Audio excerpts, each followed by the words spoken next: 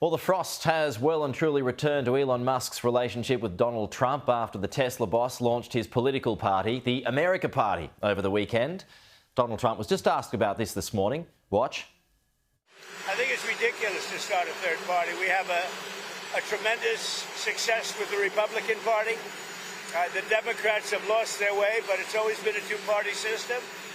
And I think starting a third party just adds to confusion. It really seems to have been developed for two parties. Third parties have never worked. So he can have fun with it, but I think it's ridiculous. Joining us now is the political analyst Joe Siracusa. Joe, good morning. Donald Trump's right. Third parties never work, right? Good morning, Pete. Well, third parties can put an awful lot of pressure on some of the candidates. Sometimes it tips things, as it did with Ronald Reagan, actually, and George H.W. Bush. But look, the idea of Musk threatening a third party because he's been shut out of Washington and fallen out with Donald Trump is pretty close to ridiculous itself. I mean, it's absurd. You know, apparently Elon doesn't know how to lose, Pete.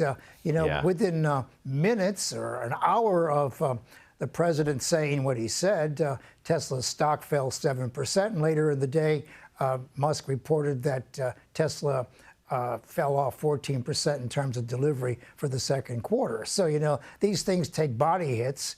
And I don't know what he's trying to do right now. It looks like not just a bromance, but it looks like a divorce that's really gone bad. Yeah. But look, I'm reading Walter Isaacson's book on Elon at the moment. And look, Elon is a genius. He's a man for the ages.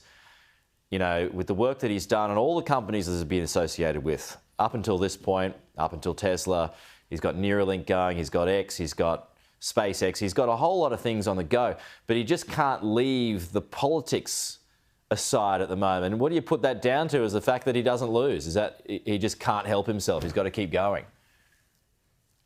Well, pretty much so. But look, he lives by the law of physics. You know, he likes a scientific approach to things.